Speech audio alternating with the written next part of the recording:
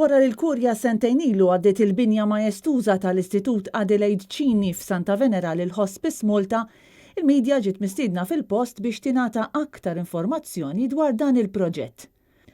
Hospice Malta hija organizzazzjoni li toffri servizz importanti ħafna, dik tal-kura paljattiva jew kura medika speċjalizzata lil persuni li jkollhom mard serju.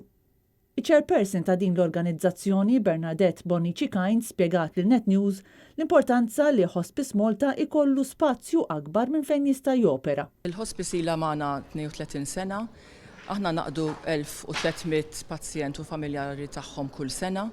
Bil-post li għandna huwa ristrit ħafna x'huwa żgħir u fil-fatt hija dar.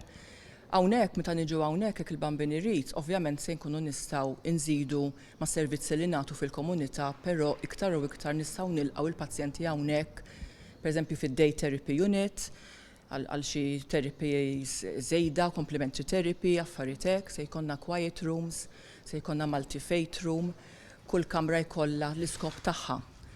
Din il-binja meta jitlesta x-xogħol fuqha mistenni li tkun tista' tilqa' fiha wkoll qatt ta' residenti għal tul ta' żmien. Is-servizz ġdid li se jkollna li se nibnu parti mill-kumpless huwa 16 kamra bl-ensuite bil-bathroom facilities biex ikollna post fejn nistgħu nilqgħu 16 pazjent min ikollu bżonn ovvjament kif ikun il-ħtieġa tagħhom biex inkunu nistgħu pereżempju nimmaneġġjaw iktar sintomi ta' marda, jew il-familjar għandhom bżonn imorru jinnaf 3 ijiem x'imkien u l-pazjent irid jiġi hawn biex ikun ikkurat minnha.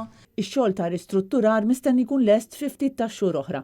Bil-Hospice ikun jista' jiftaħ il-bibien tiegħu hawnhekk fl-2022. L-Istitut Adelaide Cini issa se jkun qed jingħata l-isem ta' St. Michael Hospice Complex.